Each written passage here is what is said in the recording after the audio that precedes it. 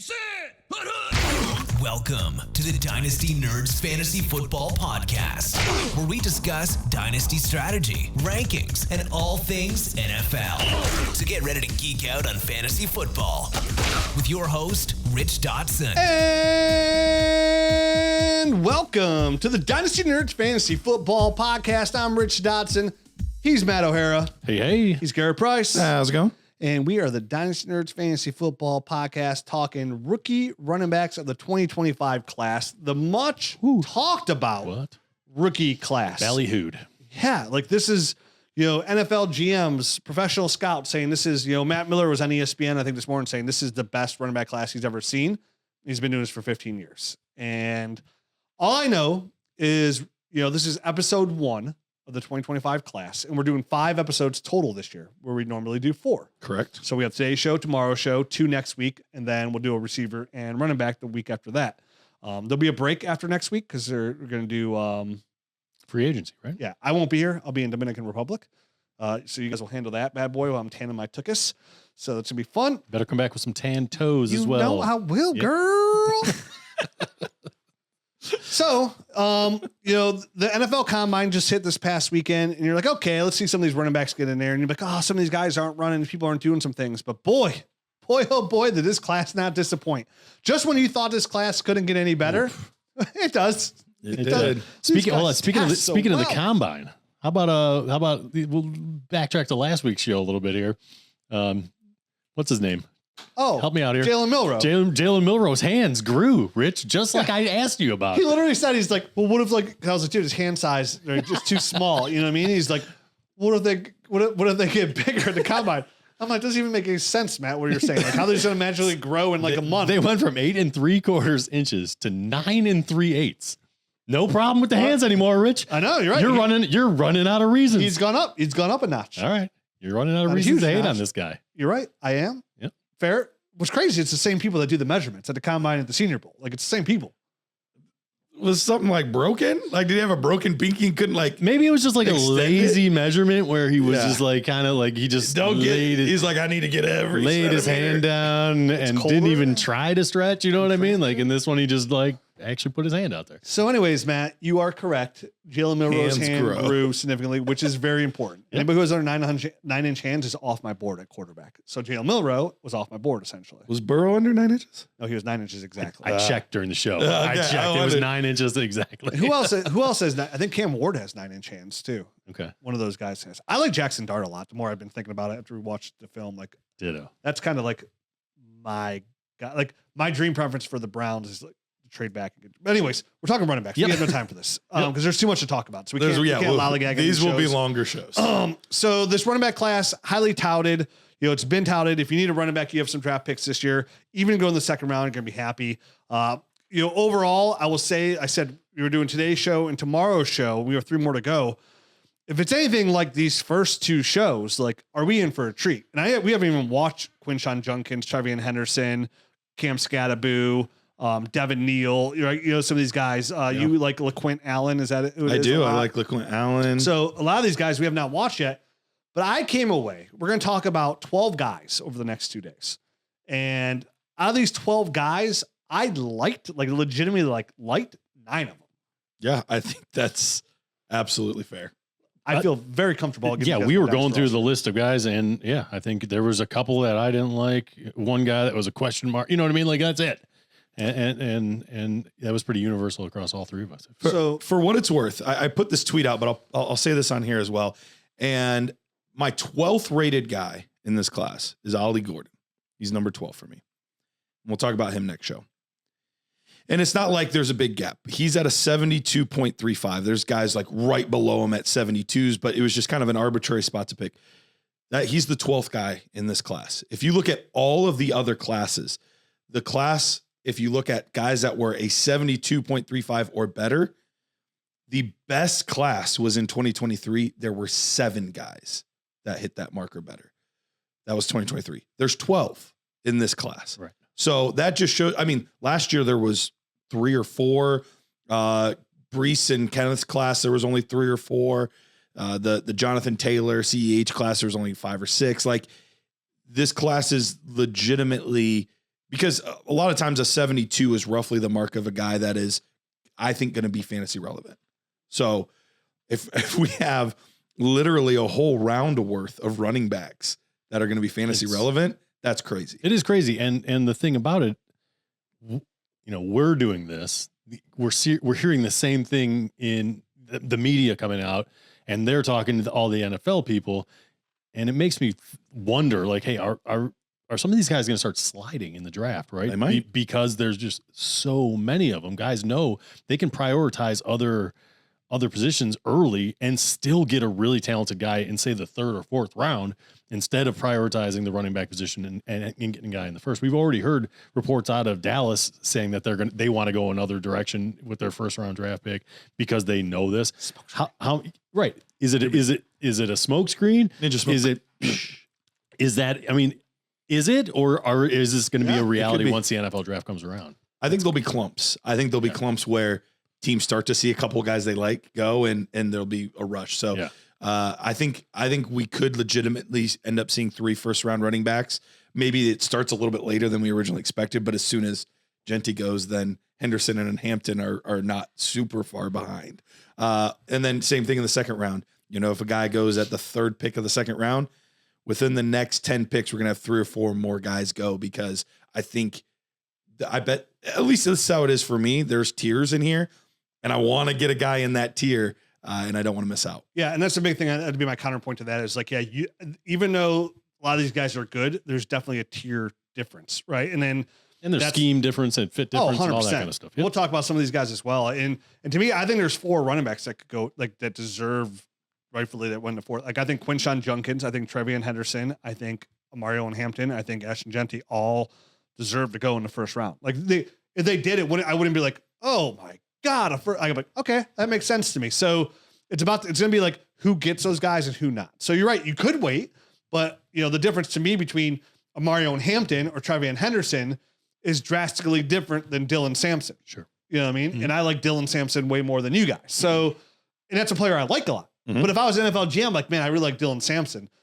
I still want Mario and Hampton on my NFL team. You know what I mean? So it's going to be like, who's going to be the first one to pull the trigger? Because I'm with you guys. Like, I think the 2nd and 3rd round is going to be littered with running backs, littered with them. Because same thing, there's going to start a run, and guys aren't going to miss out on their guy. So, and this is what's going to be, like you said, a tier base. How you have all those guys 0.1, 0.2 off.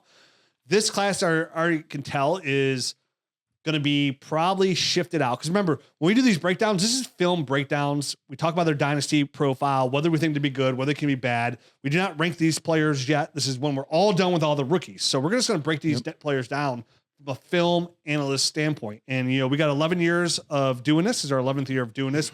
We've had a lot of success. I know the Nerd Scores outproduced NFL Draft Capital, so we're doing really better out there than some NFL GMs. So we're in a good spot here. So remember that we're not ranking these players, but we'll say how much we like a player, how we don't like. But when it's all said and done, we're going to rank them all out. Mm-hmm. But this year, and it always happens, but more so it's going to be tier based. So where these guys end up and opportunity, the touches, and to be the starting running back or just be a good number 2 rotational mix, we're really going to like shake this all out for me. Right? Because they're the same thing. Like, I could like Quinshon Judkins. Say I like Quinshon Judkins a hair more than Mario and Hampton. Not saying that's going to be true, because I got to still dig in a little bit deeper on Judkins, and Hampton looks unbelievable.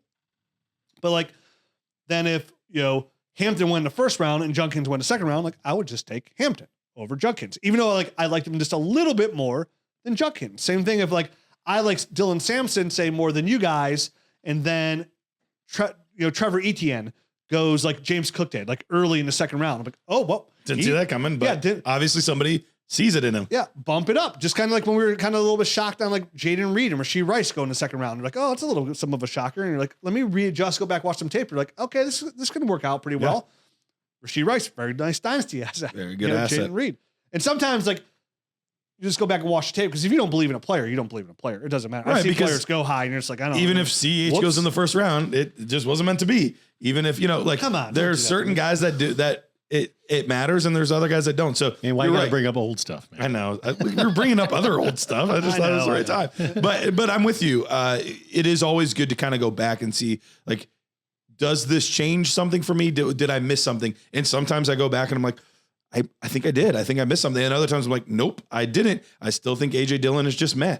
Like, like that. That what happens. a great example of him going to second round. And you're like, well, no, that doesn't change my opinion at all. He's just met. And we were right on that one. So some guys you do go back so for a running back, you want a guy who's going to go into a system, who's going to get the opportunity, have a path for touches and get carries. Cause that's what an equal to fantasy football production. I've been using this for the last couple of years, but if you go back like 3 years ago in Atlanta before Bijan, they had Mike Davis there, the complete definition of a jag, right? And he was running back 12 overall. Because he just got all the touches. The touches. Right now, there's about 9 for sure teams that need a 3-down, need a guy, to be the main guy. There's probably another 4 or 5 guys, teams, half the league could use a good running back in some way, shape, or form. And to back up a guy that might be a little bit older out there. So, and you never know what injuries are going to happen too.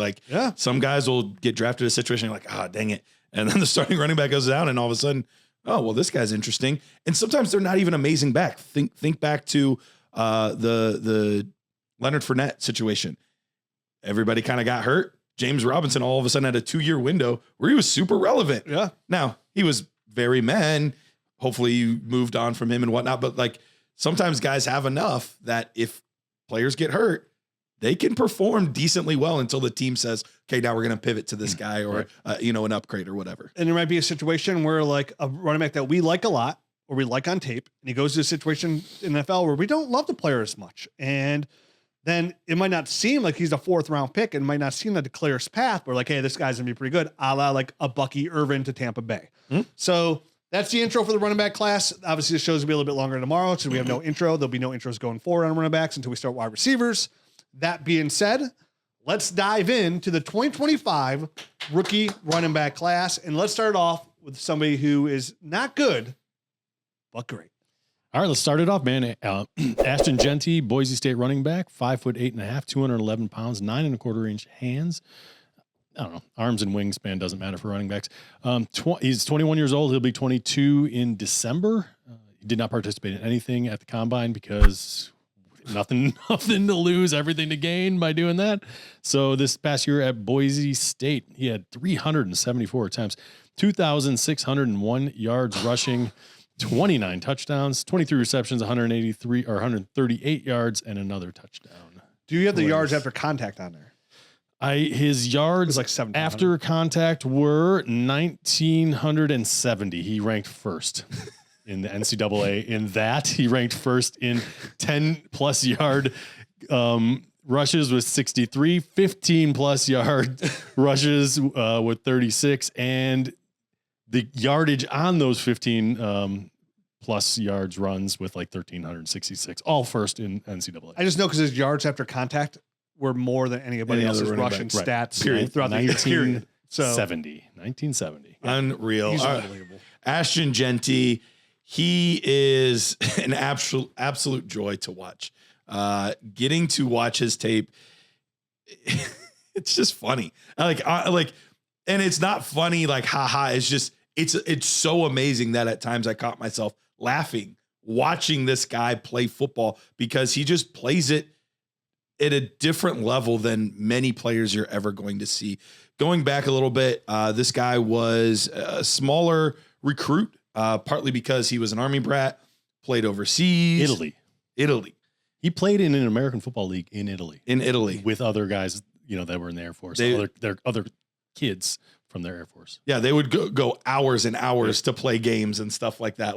It was tough, but he was so gifted that they were like, hey, there's any chance that you can get him back at a school in the U.S., he needs to be seen by some scouts. So he got the opportunity to go back to Texas, but still even there wasn't this highly sought after recruit because most of these guys, they know about him since 7th, 8th grade.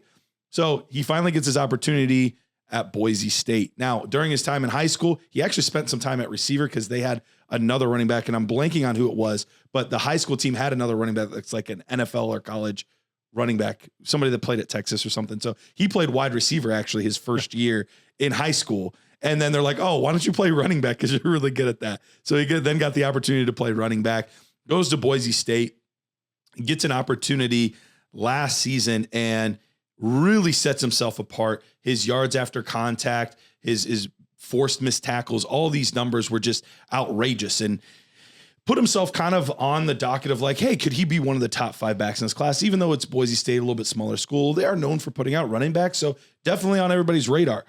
I don't think anybody expected him to do what he did this season, coming out week 1, putting up 6 touchdowns. Like he nearly doubled his numbers from the previous. I mean, that's ridiculous. Yeah, an unreal player. So digging into his tape, there are some pretty astounding numbers that I put here on my nerd score. Overall, he got an 81.08. That is the second highest running back score I've given over the past 6 rookie classes. The only one with a slightly higher score was Bijan Robinson. That's it. So he's in pretty elite company over the past few seasons. Contact balance, a perfect 10. And I don't give him, this is the only 10 I have in the class in any category. Best I've ever seen. It's unreal. It's odd. Like he's not like he's not a power back, right? I mean, that's not in the traditional sense. Not in a 235 type of, right. Yeah. But dudes just like bounce off of him and he just keeps going. It's like when you play Tecmo back in the day and like you go dive in for a tackle and they run around, you're like, what this game is cheating. Like I clearly hit you. Like what is going on here? It doesn't even make sense. It doesn't seem real. It truly doesn't. You see him, and there is even times where somebody will hit him low, both of his feet go off the ground, plants his hand, lands on his feet, and just keeps going. Like, or he'll get so low to get under a defender. It's like, how do you not fall? Like, how are you able to keep your body weight up when you are that low? Like, there's really good balance. It's stupid. It is stupid, really unrealistic, inhuman balance that he has. And that is a very rare trait. So obviously that leads to tons of broken tackles. He's got very solid speed. He's got above average quickness. He's great in the receiving game, good pad level, good burst. If I'm being nitpicky, and this is truly, truly being nitpicky, the only grades that I had on my sheet where he wasn't either above average or stupidly above average were 2 areas. I had him average in pass pro. I think he's got some work still to do there. And his vision is just okay. Now, it's not bad. It's not a concern at all for me, but there are some times where you can tell that he just knew he was so much better than the linebackers or the safeties that he would do things that I'm gonna take this whole. I think I got that guy. Exactly. I think I got him, man. Would I traditionally teach it that way? Right. No. Right.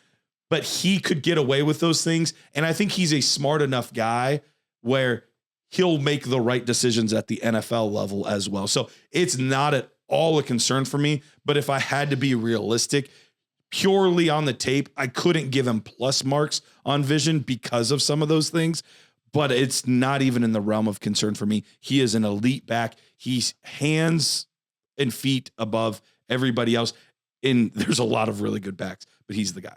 Yeah, no doubt about it, man. I mean, I don't know what else I can add to that. You nailed it as far as I'm seeing. I don't have an issue really with his vision. I know that yours. It was. I think I had him at an 8, but you probably had him at a 7.5 or 7 or something, right? You know what I mean? I gave him an average score, so I gave him a 6, which is the average. But like, I'm not worried about it. Yeah, he's not running in the back of his defense, or like in the back of his offensive line, anything like that. He's able to find plenty of holes. He was able to make people miss in the hole. He's the total package that you want from the running back position. There's no limit to what he can do. I mean, he didn't catch a ton of passes last season, only 23, but the year before it was 43 for 569 yards. The most amongst all running backs. So, there's no worries there. He checks all the boxes. I mean, can you guys think of one single fumbles? Okay. He's had 9 fumbles in the last 2 years, lost 8 of them.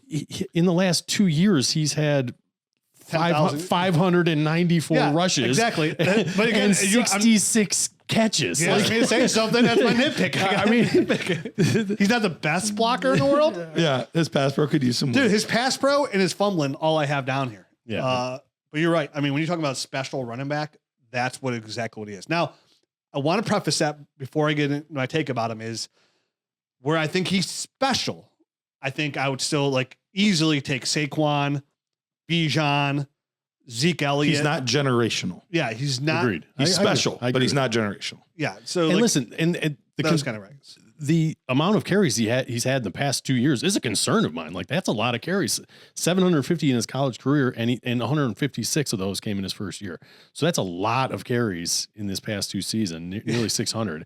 And it's that kind of workload is going to wear a guy down if it continues. 279 carries in his last 9 games. I was like, that's the kind of workload that makes Derrick Henry give him a side eye. That's what I know for him. Like, for real. And he's only 211 pounds. Like, he's not 245, 250 pounds like Derrick Henry. But he, like we said, the word here is generational. Like, you want to try, like Jeremiah Smith is generational, right? Like Julio Jones coming, like Calvin Johnson was generational. Yeah. Saquon Barkley was generational. He was. Bijan's pretty close to being generational. He was close. Yeah. Zeke Elliott to me was generational. I declared him dynasty running back. I remember to this day getting flack. I'm like, Zeke Elliott's dynasty running back 1 the moment he takes the field. I'm like, how could you say that? But I got there. I'm like, because he is. I watched the tape. But he's special. And I'll say there's not a lot of special running backs that come out either.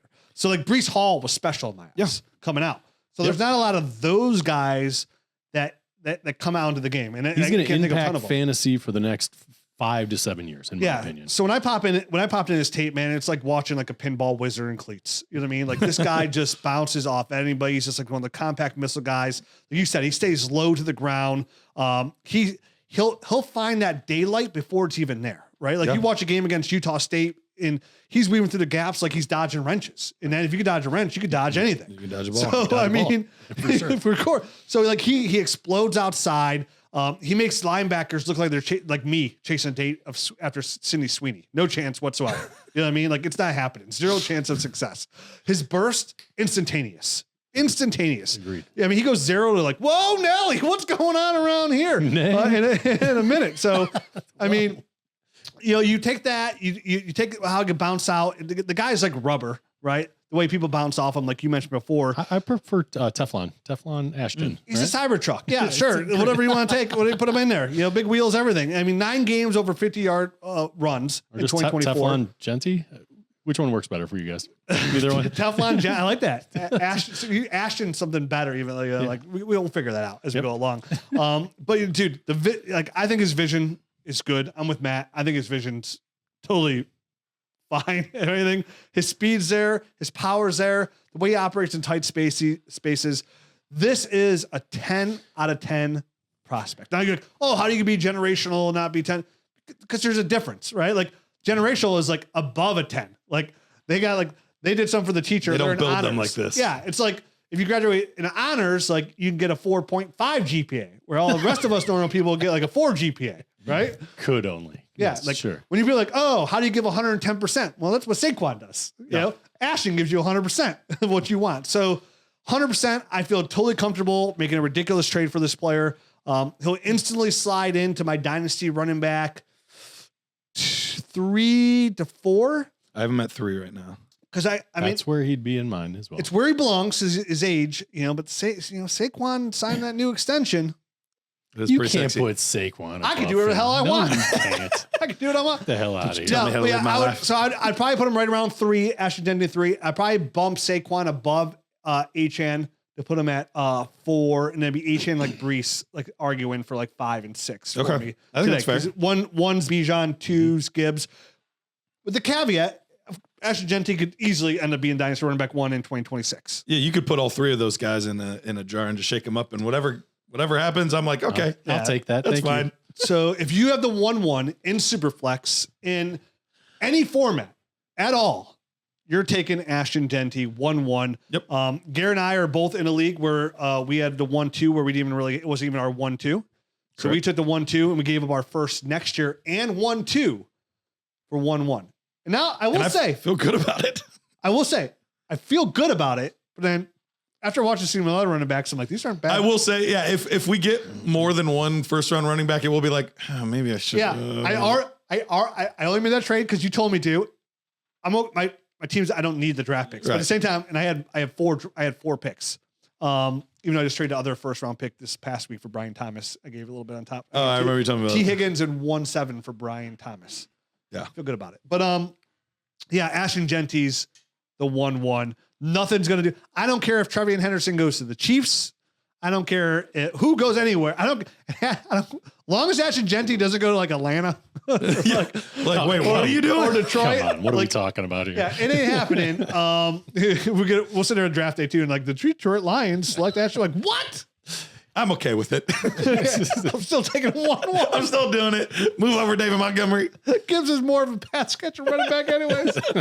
So yeah, dude, David Montgomery was a running back 1 with Gibbs. So but anyways, Ashton Jeanty, 10 out of 10. One of the best running backs I've ever watched film on in the past 11 years. Yeah, like he's top 5. Oh, 100%. Probably top 4 or 3, right? I mean, I think since doing Dynasty Nerds, I'd probably have it Zeke and Saquon on the same tier. One A, 1B, and then Bijan, and then like probably Jeanty and Brees. Yep. The more I think about it, for like talent, like pure like just tape talent, like that's where he's at. He's up there. Yeah. So all right, who's next on the list? Next on the list is Dylan Sampson, running back, Tennessee, 5'8" 1/8", 200 pounds, 8 3/4 inch hands. Richard, he's 20 years old. He will be 21 in September. He didn't participate in the 40 or anything like that. He did have a broad jump of 124 inches, so 10'4", and then a vertical of 35 inches. Last year at Tennessee, he had 258 carries, 1,491 yards rushing, 22 touchdowns, 20 receptions, 143 yards, and no receiving touchdowns. Yeah, so Dylan Sampson, we were talking pre-show, is definitely a running back that I am higher on, it seems like, than you guys. He's out of the 6 guys we're going to talk about, he's my running back 3 out of the 6 guys. Obviously, there's some more people that are going to jump him, but watching Sampson carve up the SEC defenses is like seeing one of those hibachi chefs that dice up the onions and turn it into a volcano.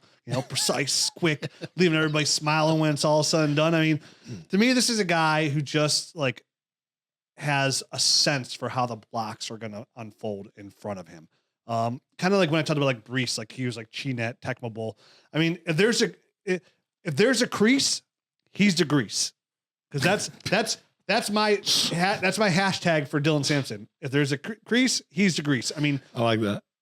He's patient enough to let his linemen set the table, and then boom, dude, he's slicing with his one cut, and he's smoother than a Tinder pickup line. I mean, this guy is out there, and he's just getting. I love the way that he moves between the tackles, and like when you first see him, like I'm telling you, I didn't know anything about Dylan Sampson going into this. Like he caught me completely off guard. I'm like, there's so many running backs, it's hard to like be up on all of them. Yep. And like what I do first is I go through the combine notes, and everything. I'm putting in like 5'8", 200 pounds. I'm like, okay, 5'8", okay. Well, I see the second guy we're talking about. Yeah, I'm like, okay, like big deal. And I'm watching this tape, and I'm like, look at him go. I mean, you watch him against Georgia or Florida. I mean, he's pressing a line, then hitting a jump cut that freezes that linebacker like a popsicle in a blizzard, and he's just going, right? Like he's on a roll. That's like 3 or 4 really good ones. Yeah. I never like. Here comes the clunker. No. I like turtles. So like I never saw him like I think only twice. He's the player and he's early in the process. Like I watched all the Ashton Jeanty. Like I couldn't stop watching this tape because I wanted to make sure I'm like, okay, am I just excited to watch rookies again? Like what is going on here? Like I just watched Ashton Jeanty. Quarterbacks don't count. Yeah.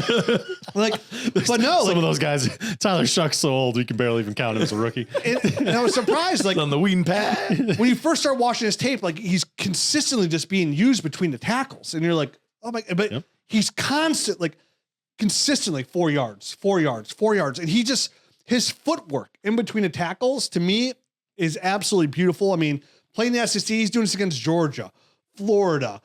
His contact balance. You guys said you didn't like it. I thought it was pretty nasty. He had a really nice spin I didn't move. say contact balance. I said power. Power. Okay. Different thing. Contact balance. I thought excellent. Spin move. Pretty nice. Second gear. He's got it. I mean, he totally has a second gear. I thought in the short yardage, like I thought he did well. And I think it showed too on tape, with how many touchdowns that he got. And they used him at that goal line in the SEC, being 5'8", being 200 pounds. I mean, this guy, again, is he built to be the bulldozer? No, I don't expect from that. And I really want, but again, 35 touchdowns over the last 3 years to me just screams value for a guy like him and upside. So I love his burst. I love his vision. I love his feet. I love the way that his ability to score. Obviously his size is a concern. A little raw in the passing game, he's just okay there. Everything I saw was just kind of like dump off passes, like screens, simple stuff. I think he didn't have a lot of opportunity. Right. Not a lot of opportunity. I think he looks natural catching the ball for the most part, though.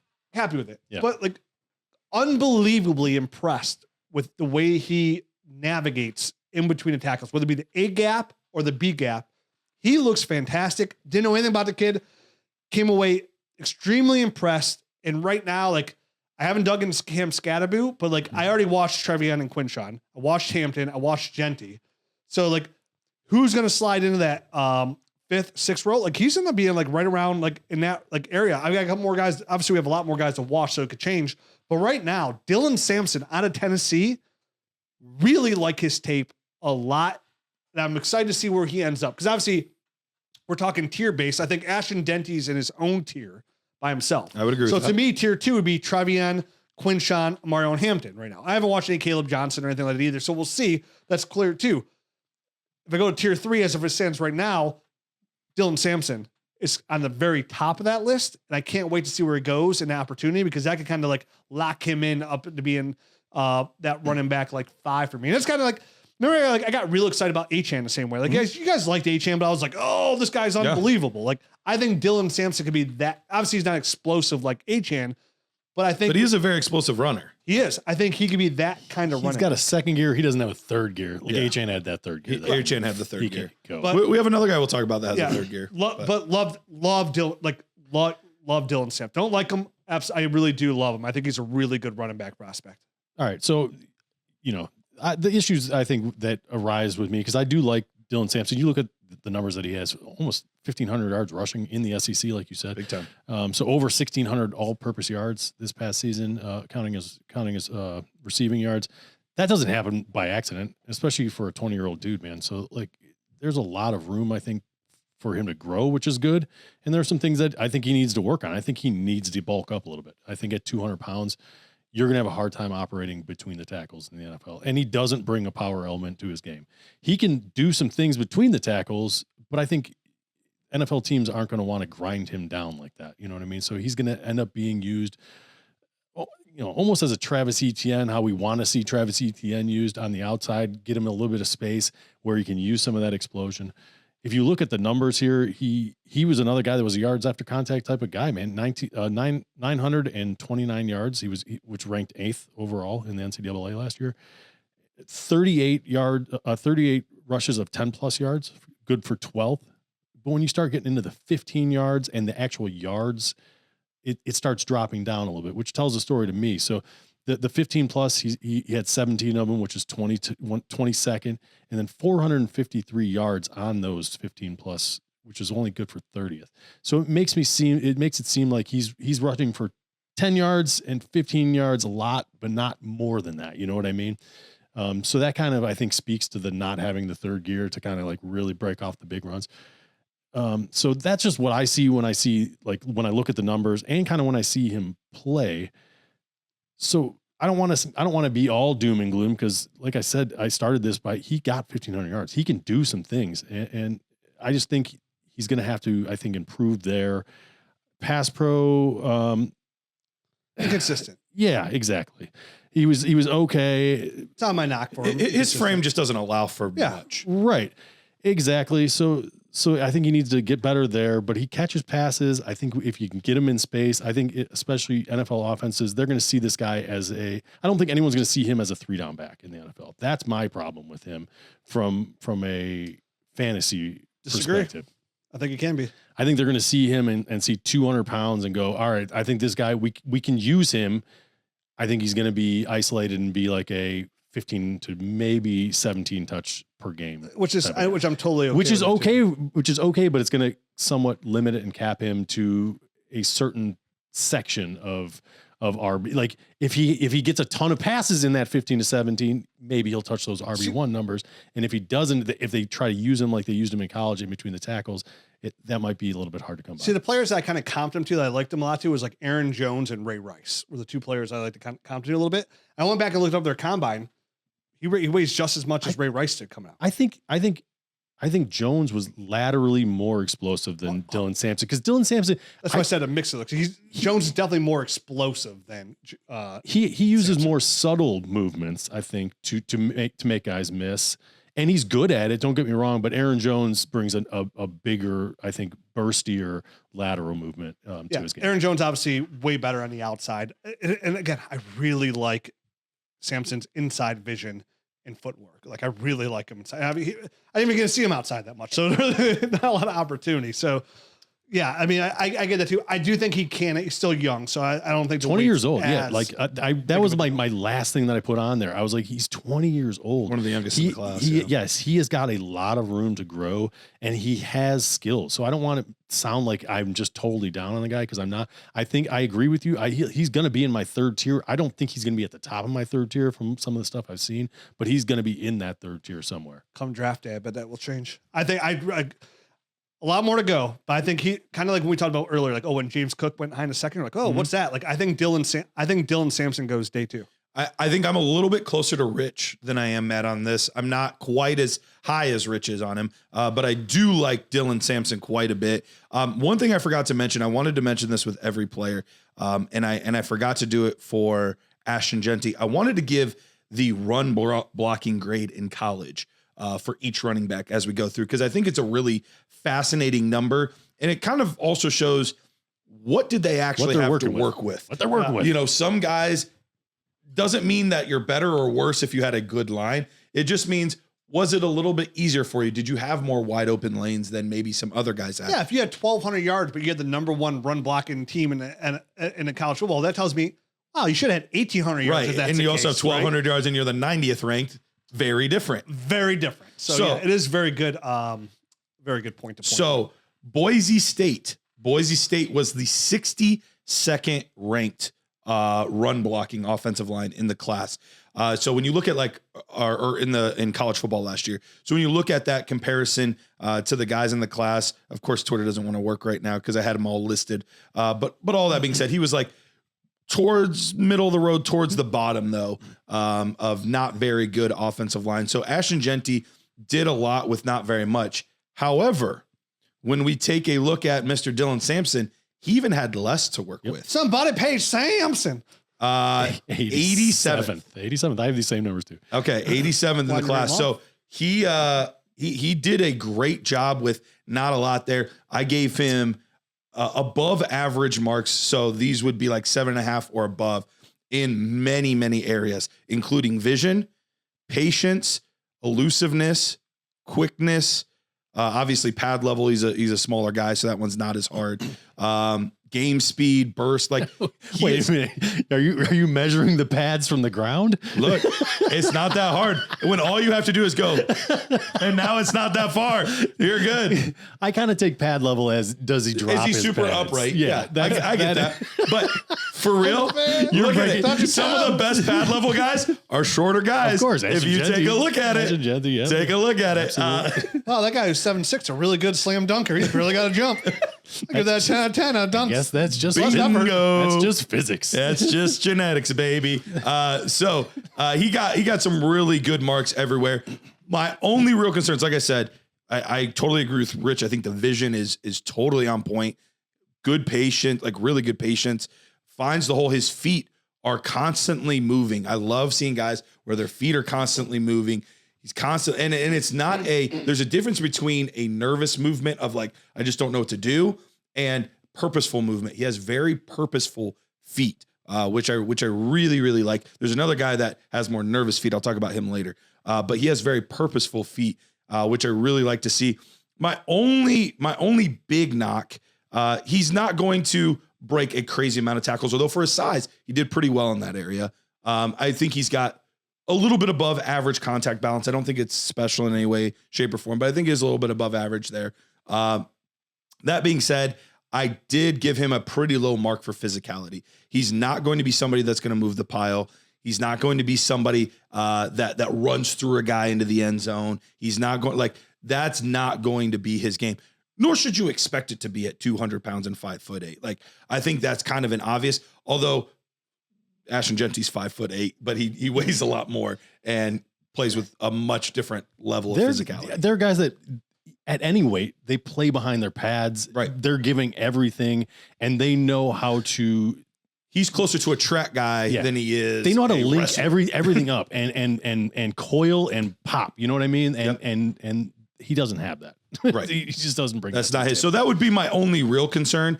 But we kind of had this discussion of like, could he be a featured back in the NFL or not? And for me, that's almost like, it's almost become irrelevant. I don't want to say it's become irrelevant because touches matter. They absolutely do matter.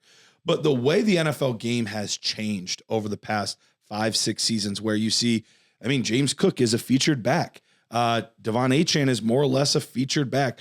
Gibbs is in a timeshare, but certainly not hindering. He was the number 1 overall back this past year. Number 2 over Dynasty back. I don't think it's hindering you. No, Chase Brown, I mean, is a guy with a similar build, and he did some really good things. So for me, it's not like you would have asked me 5-6 years ago when I first started doing this, I would have been much more concerned about the size out of a Dylan Sampson and the lack of true power than I am now, because NFL teams, while they do care about that, they are much better at playing to players' strengths, specifically in the running game, than I think they've ever been before. And I think some teams are going to find his strengths, and I think he's going to be a very solid NFL back. Right now, I have a 73.33 on Dylan Sampson. That is my 7th ranked running back in the class. And I've basically gone through everybody. There's a few names that I haven't quite graded yet, but I don't anticipate any of those names being top 15 type of guys. Big fan. Real big fan. Who's next on the list? Next on the list is Kalel Mullings, Michigan running back, 6'1.5", 226 pounds. Apparently has 19-inch hands. That's clearly a typo. Wow. On my part. Impressive. Guessing that's 9. He should play receiver, actually. Yes, he should. He's 22 years old. He'll be 23 in October. He didn't do anything there at the combine. This is a guy that was a former linebacker. So the first 3 years at Michigan, he played linebacker. Then he, 2023, played running back. And then this past season, 2024, also played running back. And he had 185 carries, 948 yards rushing, 12 touchdowns, 6 receptions, 35 yards, and no additional touchdowns there. So for right now, I have Kalel Mullings at a 67.4, which currently, like I said, I have 4 or 5 guys I still need to grade that I think will be lower tier guys. But that makes him my 4th lowest score, which is actually pretty impressive for a guy that's a 67. Yeah. Normally, that's very middle of the pack in most classes. He's towards the bottom of the pack in this class. When you go to his rushing numbers here, as far as their line, they actually did not have a very good offensive line for run blocking this year. Michigan was 81st in college football. So somewhere between, what we had with Jeanty and with Sampson there, but still not a great offensive line that they were working with. All in all, I do struggle a little bit to see Kalel Mullings ever being fantasy football relevant. Yep. I think he has really good power and surprisingly solid vision and patience for somebody that played linebacker and did not play a lot of college football at running back. I actually thought his vision was pretty solid. I gave him a 7.5 there. But when you look at all of the like athletic type metrics, I have him pretty low in all, below average in elusiveness, game speed, burst, quickness. Like he's below average in all of those things. And that's the hard part is I don't think he's going to be breaking away long runs. I don't think he's going to be catching many passes. And so where is the fantasy relevance going to come from? Sure, could he be a short yardage back and maybe you get a lucky LeGarrette Blount season? That would be your cross your fingers and hope and pray. Yes. But big time. Outside of that, that is the only sort of path to fantasy relevance I see. I do think he'll be drafted, but I think it's more like a 6th round type of guy. 7th round. Sure. We'll knock him down. Jim Harbaugh's coaching in the NFL, so he'll be on a team. He'll be on a team, but I don't necessarily see him as somebody that has the juice as an athlete to be a true asset for fantasy ever. So even though like the score isn't terrible, even when I'm looking at what dart throws do I want in the 4th round of my rookie drafts, in the 5th round of my rookie drafts, he will likely not be one of the dart throws for me just because I need to see a path. Even if maybe there's a guy with a slightly lower score. I need to see a path, and I just don't see that path. Yeah, no, I think he tops off as a 2-down thumper, and that's really all he is. And for fantasy purposes, unless you're playing on the Detroit Lions, there is no fantasy relevance in that kind of role right now in the NFL. Just a 2-down thumper who's going to be brought in to, hey, I can push this pile. I can get a first down on short yardage. I can push it in the end zone from 3 yards out. Like that's all. That's where I think he tops out. I'm with you that he surprised me, seeing the linebacker stuff in his past. I thought he did reasonably well and ran with some decent instincts, which, you can see guys switch over from all sorts of different positions. Not many times you see linebacker to running back, but it does kind I of. can only think of 2. Abram Smith that never really turned into anything, but Tyler Algier was the other one, and he kind of that would be a ceiling comp. Would be Tyler Algier. That come from defense? Because he was a linebacker. Okay. So, it's hard for me to project any sort of real success for a guy like this. Yeah, I don't. I know real fantasy success. Fantasy success. I think he could go place. He was not only special team linebacker, but he plays special teams. Special teams is going to be a big. Big for him. So I think that's where he's going to be in the NFL and like a third running back on a team. That's where I was going to change it. Where I said, 7th round. Like I did read, he played really good special teams, so he'll probably get drafted a little bit higher than that, just because of. But so keep that in mind. If he goes say he goes in the 5th or 6th, it is because of probably most likely special teams. Because I'm with you guys. This guy's pretty much off my board. With him, he's very lethargic, no juice. I didn't love his vision personally. I thought it was just okay, like at best. Like it wasn't very lethargic. Nothing really stood out for me. Real strong, big guy, but like okay, a lot of people do that, but like, dude, not overly productive, no juice whatsoever. Like just it was like he's just running molasses out there for the most part. I've seen slower. You know what I mean? Yeah. Like he's not the worst. You're making it sound like he's the worst. No, he's not the worst. Listen, he's not the. You guys described it perfect. Like he offers no fantasy football value. Like his ceiling, unless a miracle happened, he turned like LeGarrette Blount, he scored 15, 18 touchdowns in a season. But again, it's gonna be an outlier 1 year, anyways. Right. He might have some trade ability there. Big, powerful running back, but like not a fantasy football running back in the least bit. I feel very comfortable. More so for how deep this class is as well. And then, tight ends deep, grabbing some of these like backup quarterbacks where I want to grab them. And then take it. I'll be grabbing so many running backs where I normally I usually grab all the running backs at the end. Mm-hmm. I'll probably end up, because everybody else will be on the same boat, grabbing some of these receivers at the end for the most part. So by the time you get to the Mullen, like you're at running back 26, like it is tough. And thanks, man. The only reason you would draft him is because of the special teams. And you're like, well, he's going to stay on a team as the 3rd or 4th running back. So maybe injuries happen. Maybe you'll get that Mike Davis run someday. That's the hope and prayer. Yeah, but then those are like true roster cloggers. You don't even want them on your roster. Or the guys you don't want to cut and trade. Like, is there any difference between Mullins and Craig Reynolds? No. Yeah. Pretty similar player, actually. Exactly. I think Craig Reynolds catches the ball better, but that's it. Yeah, that's probably true. That's probably true. Craig Reynolds is a little bit better. Like I think I picked him up on my roster here. But that's what you're getting, right? Something like, ooh, wait, is David Montgomery? Is he got twisted ankle? I got Craig Reynolds. Yeah. So there's a chance. Dang it, Jahmyr Gibbs got 25 touches. And then he gets in that one game. He looks like okay. And you're like, oh, I can't cut Craig Reynolds down. Meanwhile, you're like, what a waste of space this is on my roster. So it's bad enough he goes to the team up north, but it's even worse on the tape. So overall, not impressed. Out of 12 guys we're talking about, he was one of them. Yep. He's pretty low on the list of guys I don't want. For sure. A lot of good guys, but not him. He's not one of them. So well, before we go on, shut your mouth. Before we move on, let's hear from Rich. If we want to get off some bad stuff and get on some good stuff, you got to go over to myffpc.com. Yeah, check those bad boys out. I don't even know how many orphans are left, but I'm sure there is some because you're getting ready to open up some new leagues soon. And you got to get in there and just start getting ready for that, right? Like, it was funny because I was literally talking to somebody this past couple of days, a work associate, and he's like, "Oh, you're into fantasy football?" And like, I opened that Pandora's box and told him like what I did for a living, and he's like, and it turned into a long conversation, and he was telling me, he's like, yeah, man, because he's really into fantasy football. And he's like, I'm just trying to I've been trying to get in this like higher stake leagues. Like I'm really good, right? Like I want to get to play like $1,000 league, but like none of my buddies, they want to play like $200 leagues. Like it's a draft drastic difference we're at here. Sure. I'm like, yeah, dude, I get it. You put all the time in, you have success. Like, you want to be able to capitalize on your success. It's like practicing the piano for 20 years, but never playing a concert. Like, what's the point? Right. I mean, you can For enjoyment. But at myffpc.com, so you can play Great Balls of Fire at a party when you're 21 years old. there you go. It gives you the opportunity. So we talk about the orphans, which are there right now. We want to go check those out because it gives you a chance to get a discount team and find the right roster for you, right? Like, oh, I want Ashton Jeanty. Well, go find a team that's a 1-1. You get Ashton Jeanty and work from there.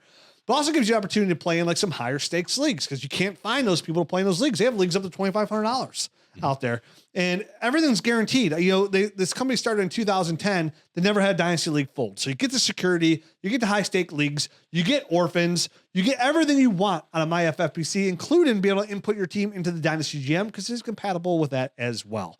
And right now, if you use the promo code NERDS, you get $25 off any of your team. Now listen, you're like, oh, $25 off a $2,500 team. Thanks a lot. Okay, enjoy your 1%, sucker. It's still free $25. Lunch on us. Lunch on us, man. But if you join a $100 league, that's 25% off. Mm-hmm. There you go. And then if you get into an orphan and it's a $100 league, but you get it for $60 and then you get $25 off, you're pretty much free rolling. Basically. Free rolling. So check them out. MyFFPC.com. Better than that. Math doesn't check out, but it's still a good deal. Promo code NERDS. Get in there. Big fan. Partner of ours for a long time. Promo code NERDS. MyFFPC.com. MyFFPC.com.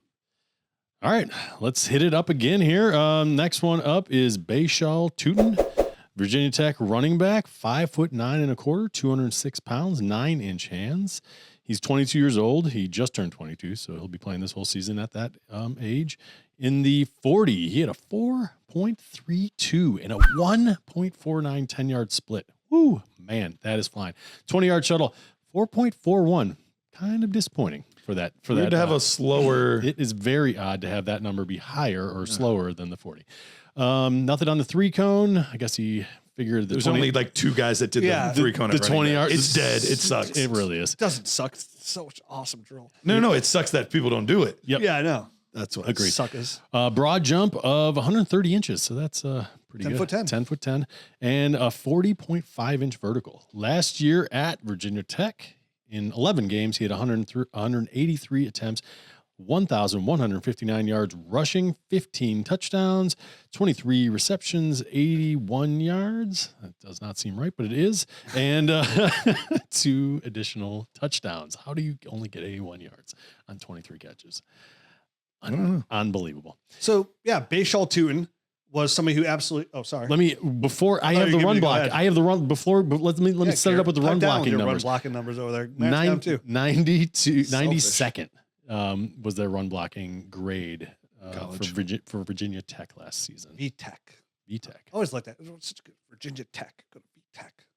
Sounds nice. Sounds prestigious. Bhayshul Tuten. You're rooting to it. I had to make sure, I had to make sure the pronunciation. Oh, it's Tuten. It's Tuten. I had to look it up on YouTube. Tuten all obviously, the way I watch all 22 films, so they don't say that everybody's name. So I was like, okay, I got to make sure I watch the combine, and I missed it because I was able to watch as much combine as I wanted to. I had to go back and watch. But Bhayshul Tuten. I have his pronunciation around here, and he absolutely destroyed the combine. So I was real excited to get in his tape. I like Bhayshul Tuten, but I will say I was disappointed with the tape compared to how athletic he was. And you kind of wish you'd watched him before the combine and seeing everybody, even on Twitter, he's a big name on Twitter, right? Now that being said, even though I was disappointed, I still like Tuten as a prospect. I mean, this guy, you mentioned speed, right? It's just pure, but I mean, he's a track star with the football in his hands, 4.32 speed. It's dude, I mean, you watch him against Miami. It's he's jumping around the edge. He just tapped Tyreek Hill on a hill on the head and said, goose, play duck, duck, goose. And he's gone. You know what I mean? So his hips are real loose, which is nice. Listen, plant, cut on dime. Now, I thought with how athletic he was, he'd be this super athletic agility kind of guy that could shake and bake. And that's where I was really disappointed because he's not that in the slightest bit whatsoever in my eyes. He's a He's more of a straight. Yeah, he's runner. A one-cut north-south runner. That's what he is. Now, you could argue a guy like Chris Johnson was that way, right? Yeah, Chris Johnson was a shake and baker. He's a one-cut north-south runner with 4.29 speed, and it worked out pretty well for about 2 or 3 years for Yeah, Chris it was Johnson. fun for a bit. Very short bit. I was disappointed because I was like, this is a very short-lived thing. And I got number 1 pick in a redraft league, high stakes one. And I'm like, you know what? It's been a good run. Like, yeah, Chris Johnson's 1-1. That's when he went bad. You're welcome. So, for me, I mean, here's the thing with him. He's a zone runner, right? Like he's got to be in a zone scheme. So in my eyes, they're at Virginia Tech last year. They ran 130, or he had 137 rushes that were zone concept against only 46 that were gap. So he predominantly ran zone, and it was mostly outside zone.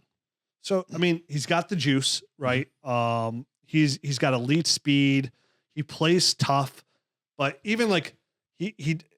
It's not a knock on him. Can he catch the football? Yeah. But again, all his catches were just kind of like his route. He doesn't run any routes whatsoever. It was weird though, the only 81 yards this year, because all the other years he had like 200 and 300 yards receiving. Right. So it was just kind of a weird anomaly how the year worked out. And that was, again, we always talk about you can or can't, right? But like I was watching when he did go out, like his route tree was non-existent in my eyes. Right. No, he was just going out as a safety valve and 100%. Kind of, And He's your basic running back. I thought his vision could use some work too out there. I didn't think it was that great. So like, again, He did have lower marks for me, pretty average vision. I think when you hear about Tuten and you're rooting for him to get out there and start scooting, you got to be prepared to think like, again, you think these super athlete people, you think they're like super agile, shake and bake. That is not his game at all.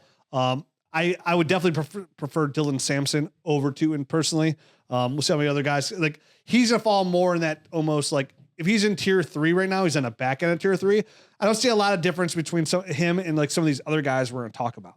And that's, to be fair, kind of go back to your score where you go, this is unbelievable. Like it almost sounds like I'm talking down about him, but his class is so good.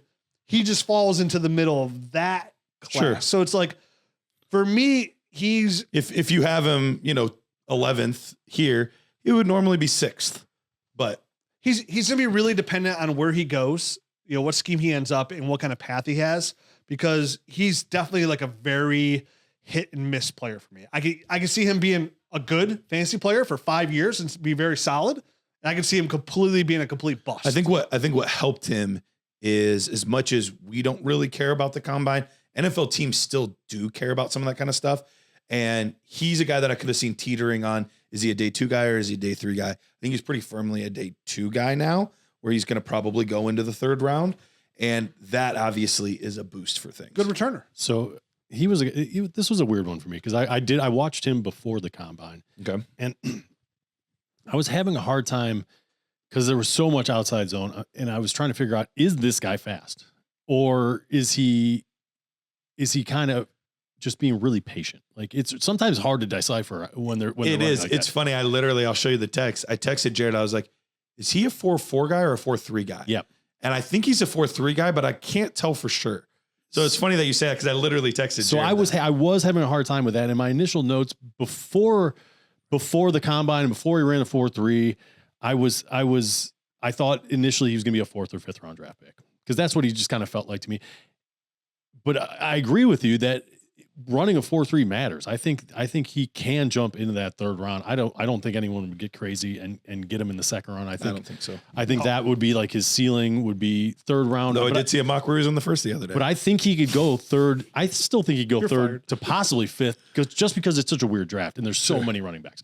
So I still think there's a shot that he goes day 3. And for me, he is a one-cut runner. If he's not in a outside zone scheme, he does not operate well outside of that. So this is going to be a for sure. I'm going to see where he fits or what scheme he goes to and make a decision as to where he kind of lies in my rankings based off of that. Because if it is zone, that lines up perfect with what he does. If it's not, it's the difference between like him being like a 69 in my grade book to being like a 65. You know what I mean? There's a pretty big difference between him running that gap scheme and him running the outside zone. Go live down far south. You're kissing the wrong place. You got a pretty mouth. So with 65 is not too close from 69. I ended up having a 73.5 grade on him. So he is just a tad bit below Dylan Sampson. The crazy part is, though, Dylan Sampson, 73.33, so only a 0.3 roughly difference. And I have both those guys really close as well. Just have them a little bit lower. Just a little bit lower. Okay. So this is me still being new to this whole Yeah, process. and we might see it slightly differently, but could mean roughly the same thing. We're just exactly. But We're on the same page with Tuten. We're not on the same page with Sampson. the funny part is, though, Dylan Sampson is running back 7. Bhayshul Tuten is running back 10. So despite being that close, they're still miles 3 apart. spots apart. So that just kind of shows you where this class is. And there's going to be so many of these like roughly 3rd round backs that this could vary a lot depending on how teams value certain players. Now, you mentioned the outside zone scheme. The nice part is, especially over the past 2 to 3 years, almost every team at least has that in their playbook now. Now, more teams, there are teams that run it more predominantly than others. Right. But the nice part is almost every team now has incorporated some elements of that into their offense. So that's the nice part is I think teams are much less, this is what I do, this is what I run, and I'm going to do it that way no matter who's on my team. And coordinators have become much more adaptable to their personnel, to their players, to their strengths than they've ever been before. And I think that's why we're seeing guys like Tuten and how I mentioned before, Sampson and all these guys. There are teams that do it better. There are teams, for you know sure. what I mean? Like there are teams that major in it. Exactly. And that's what I'm looking for him to get on one of those teams. And I think that's where the rub is too. I think that's where and I think that's how he goes day 2, like in round 3. Like a team sees us like, oh, dude, we're gonna put him in our outside zone scheme. He's gonna be our Devon Achane. He's gonna be our home run hitter. And then that gets me a little bit more excited. And that's how that was my comp. We talked about him. I see him a lot like I saw Devon Achane, just not quite as good. Like very similar skill set. Devon Achane is not as much of a make you miss guy. Can he do it? Some sure. Can Tuten do it? Some sure. But that's not. They're mostly just a pure speed guy that I think Achane was able to be a little more physical than I've seen at it. Tuten.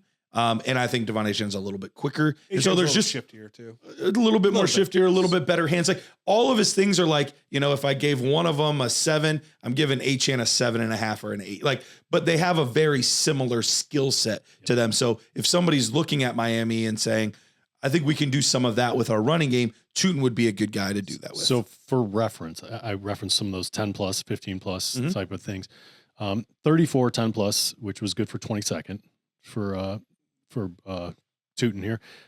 21 15 plus, which was good for 10th, and his yardage on those 15 plus 621, good for 8th. So he is a guy that's kind of pulling himself away. He is breaking big runs that are resulting in larger chunks than 15 yards, which is kind of what those numbers say to me. So 621. I wonder how much of that, and this is just Dylan was 453, just on a similar amount, 17 to 21. I wonder how much of that is ACC defenses versus SEC defenses. Right. SEC, most of these guys they're playing on Sundays. ACC defenses, there's a lot fewer guys that cherry pick, so 2 or 3 on each team. The safeties and the linebackers and stuff like that. Like, I wonder if that's the difference in some of those types of things for him breaking, 10, 15, 20 yards versus 40, 50, 60 yards. I mean, the 4.32 doesn't hurt. That does not hurt. Because I don't know Dylan Sampson's time, but I would be surprised if it was. I know Sampson was a track guy in high school.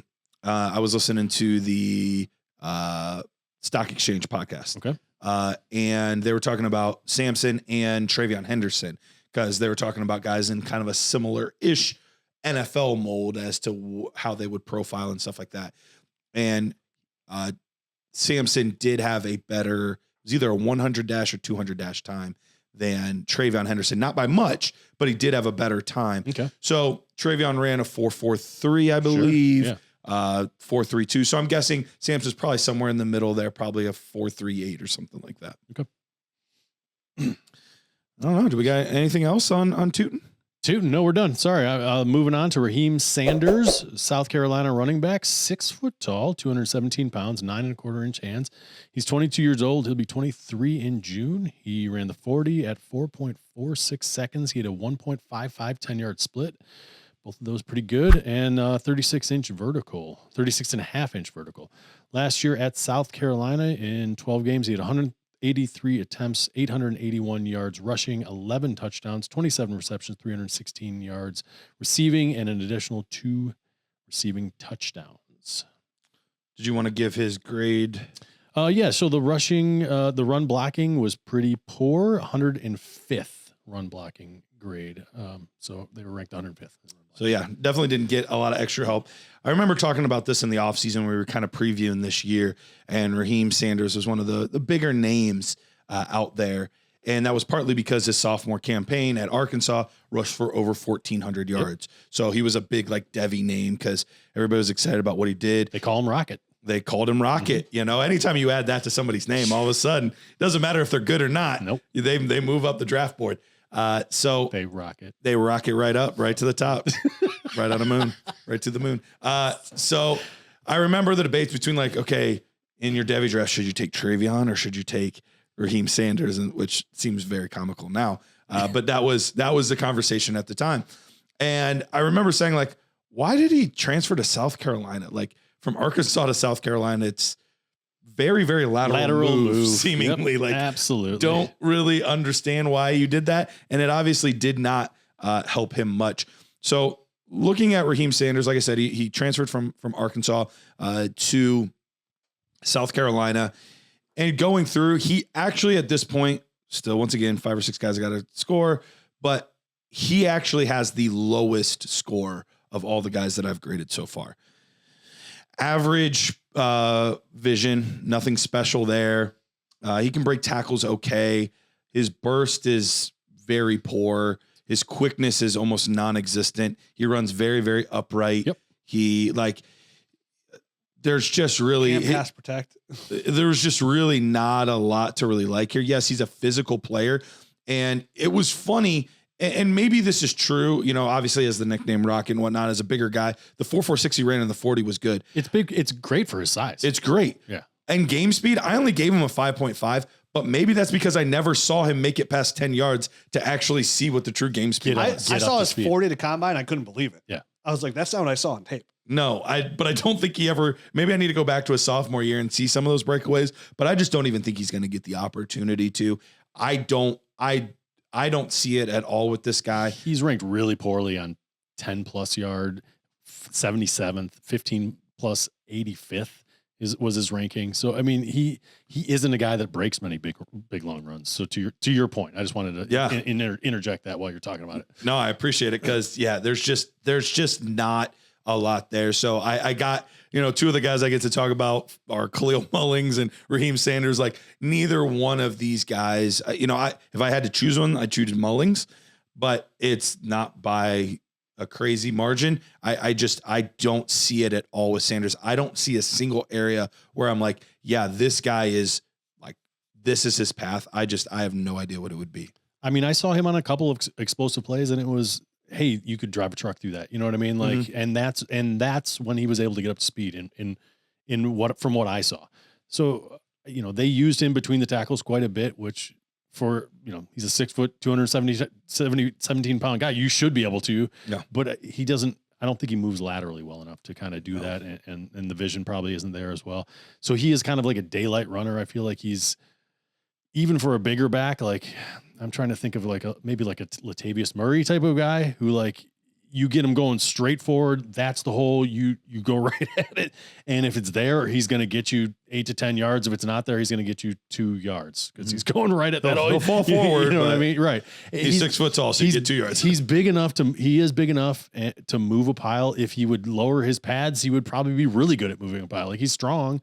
I don't know, but to your point, there isn't a ton there. I don't feel great about him. He is one of my lower. I had Kalel Mullins lower than him. Okay, because I just don't see the juice there. At least this guy I know has some juice, which in the NFL matters. I mean, you know what I mean? Sure, like, it really does. I don't know if that will help him get on a team.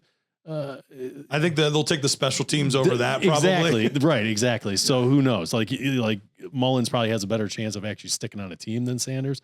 So I don't know. It's. Either way, I see both those guys pretty similarly where they're just, I don't know how to use them. I don't know how they're going to be fantasy relevant, especially with all these other backs that are so good. Yeah. I like Sanders slightly more than Mullins. And, his tape kind of sums up a little bit to me with like, if you go watch them versus Alabama, like he catches this football on the outside of the screen and he just falls over. Like he trips himself. He was a guy that when I was watching the combine, I just kept noticing how bad his feet were. Like you can tell when guys have good feet, when they're running through all the drills, they're not tripping over bags.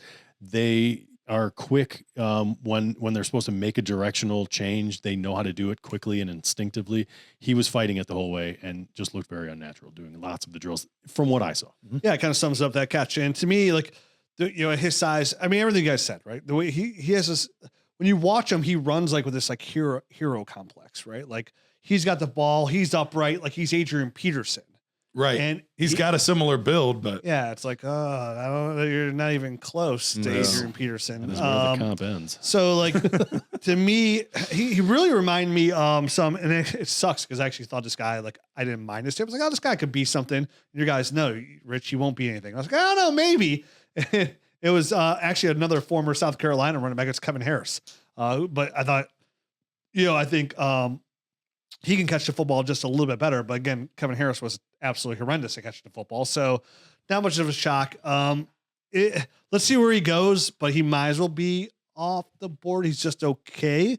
But if I have I'm in drafts where I have 6th-round rookie picks, and if he's there, like he's not off. Never say never say never. Let's see what situation he drops into here. Let me see what the NFL tells me about Sanders here, but I don't feel very good about it. I don't to say the least. I do not either. All right, so let's move on. Let's not waste any more time. Guy. Brashard Smith, SMU running back, 5'9" and 7/8 inches, 194 pounds, only 8 3/4 inch hands. He is 21 years old. He'll be 22 in April. So that's right around the corner. He ran a 4.39 in the 40, 1.58, which is an odd time for 4.39 on the 10-yard split.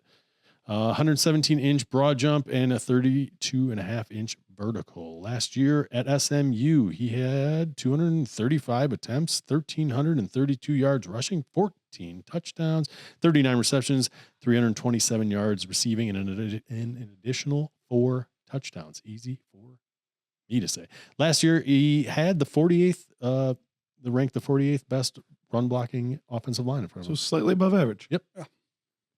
Yeah, this is a player, again, I saw his name all over Twitter, X, Brashard Smith, I mean, the combine of SMU. Mm-hmm. And, running a 4.39 is always going to kind of like, it's going to boost you up. Going to boost your eyes there. So it's like, oh, okay. And he was one of like the later guys I watched film on. I think I didn't get to his film until like early Monday morning. Got to it and start off with Brashard Smith is a former wide receiver out of Miami. And he switched 3 years of wide receiver at Miami. Yeah. So he played 3 years at wide receiver, transferred to MSU and made the running back switch. And, so just 1 year at running back here at SMU. Similar to Tyrone Tracy, Antonio Gibson, some of those guys. Yeah. Just like that. So, I actually liked both their tape better than Brashard Smith though. Where it's like Tyrone Tracy kind of like now, like you mentioned earlier, like Brashard Smith tape did get better every single week. I did before the show. Yep. So that is an absolute, and that's what you want to see. So that being said, like that's totally in the back of my head. Like Brashard Smith, he has he has room to grow. He has a ton of room to grow, and it shows on tape. And being a former wide receiver, it's funny because like the first game I watched him was versus Penn State, and like early on the game, it looked like he ran the wrong route and he threw a pick six, a pick six right to him. Like he stopped his route and the quarterback threw it and it was a pick six. I was like, oh, nice former, literally the first thing in my head, I'm like, oh, nice former receiver. You just ran a wrong route. Everything outside of that one play versus Penn State, he looked really good in the receiving game. But he had that one against Florida State where he like mossed the dude. Yeah. He looks very natural at catching the ball. Very surprise. Like I'm semi-impressed by his receiving skills and wouldn't mind seeing him. Well, they had him test that receiver as well. Did they? They had him, or at least they requested. I don't know if he did it, but every year the teams will request certain guys to test at multiple positions. Yeah. He was one of those players that they requested that he test at both receiver and running back. So did Marcus Yarns from Delaware State, who we'll get to. There was like one other guy that interesting because I honestly, when I'm watching the tape, I'm like, when he was making catches like that looked really good for a wide receiver. Like he should maybe think about doing that because the stuff at running back is fine. it didn't look natural, right? That's literally where I was going next. Yeah, I mean, so go ahead, continue on with what you're saying. So Brashard Smith out of SMU, if it's some of you sit down and you watch his highlight tape, you're going to come away very impressed. Like I said, some of the catches he makes very nice. The way he's able to stop, start, and go is pretty nice. Like he's definitely somebody. He's a football player for sure. Yep. At running back, he has got a lot to grow on. I mean, he's terrible in pass protection, absolutely horrendous, almost non-useful whatsoever. His vision is non-existent to me. Can I make a note there? I think in between the tackles, I completely agree. It's hard, but at second level, he's got great second level vision. And that's what I'm talking about. And I think that goes obviously back to his wide receiver. Yeah. days. So I'm talking about from a running back perspective. Yep. So everything from behind the line of scrimmage. I agree with both of you on that. You take a lot of that stuff and you put somebody outside the line of scrimmage, then yeah, it's completely different. So it's behind the line of scrimmage that like really worries me. I don't think he's going to get a ton of usage early on here in the NFL too. So it's like, it's a player you're going to have to sit on. Like for him to turn in what you want for fantasy, like you're probably thinking like 2027 until you like really kind of get your feel on. Maybe 26 with some really good coaches, but like he's got some work to do because he's more of like an explosive big time playmaker than an actual like firm running back. And I would love to get him some like Achane lined up at the slot like 40% of the time. And that's where most of his yards came from. Like if he's going to be used like that, where he's a running back, he's on the field a lot, going to slow him on the slot a lot. Like I'm super excited in the right offense, right? Like he has to be with a creative person that knows how to use it. So because I don't think he's 100% a running back. I think he's got a lot of wide receiver in him, but he might not be 100% wide receiver. So he does fall into that odd, like tweener, like he can. And the weird part too, is he's not even like a Debo where it's like, he's not breaking physical. A bunch of tackles and stuff either. So it is kind of an odd player comp. I don't really know how to like, he looks like a receiver playing running back. He's built, even when he like lines up, he's built that way. So this is going to sound weird because it's not going to, I don't want to say like he is this type of player, but when you look at a Tyreek Hill, he is a wide receiver that can move and especially he did play running back, that switch receiver. Yeah. Right. He can make people miss. He can do some things that maybe some other running backs can't do because they don't laterally move that way. They're more angular and some of their like hard cuts and they drop their head. You know, he looks like a player that at the wide receiver position could be more of a problem for off, you know, like, and occasionally be a running back type of guy than a guy that is a running back that occasionally goes out and plays wide receiver. That's how I see him right now. But that being said, he clearly got better at being a running back as the year went on. He did. So, and it's only the first year he's ever played the position. So there's a lot of, it's very head scratching and hard to kind of nail down because he's young. He's only 21. He's new to the position. There are explosive things in his game that are excellent.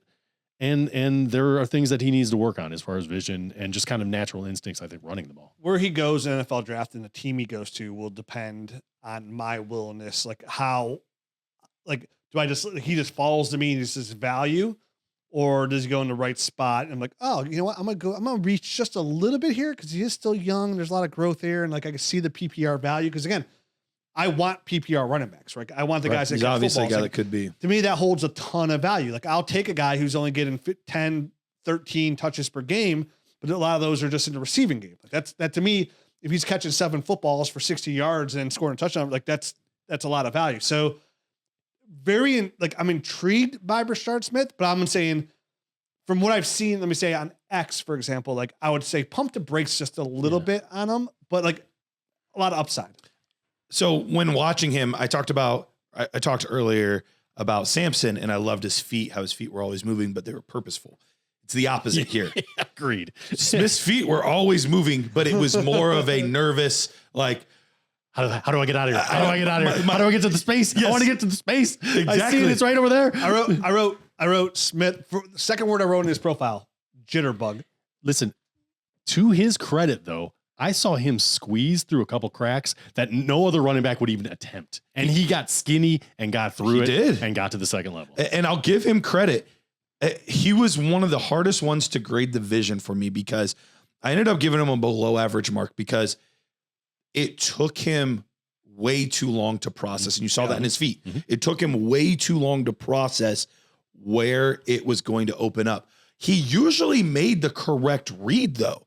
Like 98 times out of 100, he made the correct read. It just took him too long to do it. So that's the other thing that I'm like, with more time, with the right coach, I think the correct instincts are there. He just doesn't trust them yet. And that's what you need to click. Like you Right. need to, because it doesn't always click. You need to. Yeah. And those split seconds are the difference between a 2-yard loss and a 20-yard gain. And it finds exactly what I just said. It's like he looks like somebody's just like trying to play. Like for what he's He looks doing, more like a high school running back in that like, sense. For what he's doing, like he did a good job. He did. He made the right read. But it just, you could tell he's trying to do a good job. He's not like, he doesn't pop. It's right? not like, fluid. Yeah, you could tell, like it's very clear as day this guy's out there thinking. But like you said, it's fluid in the second level, though. Oh, yeah. Because that's familiar. Yep.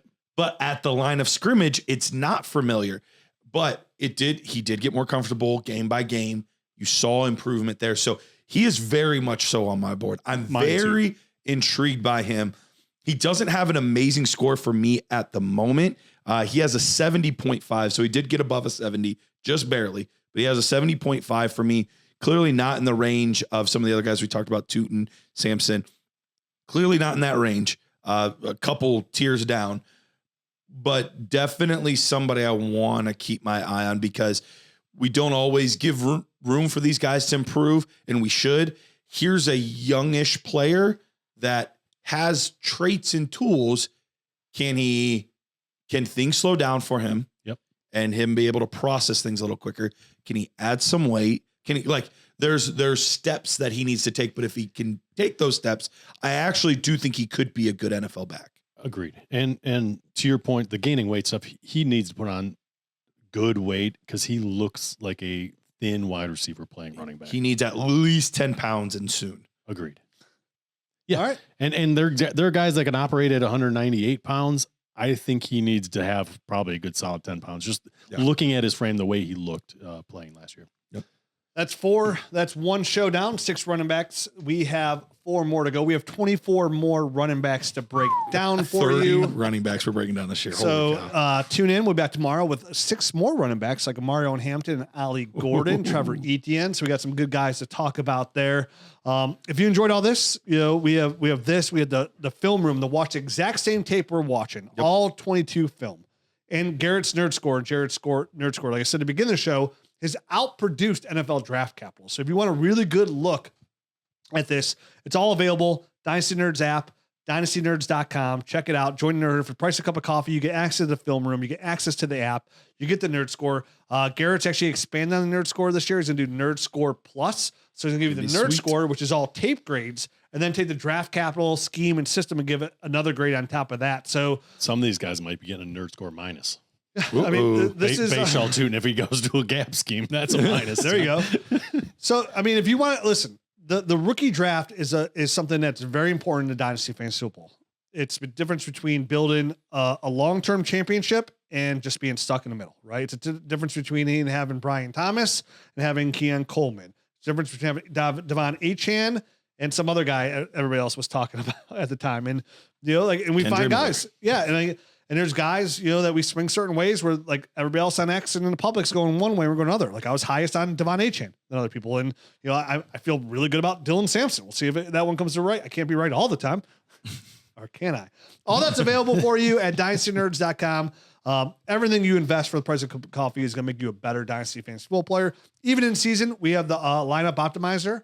I'm just going to say our lineup optimizer, if you went by ours compared to the competitors, wherever platform you play on, I won't say names, ours was a little bit better. So we have every tool to make you a successful Dynasty player. Check it out for a price of a cup of coffee. We'll be back tomorrow talking more Dynasty rookie running backs. Adios.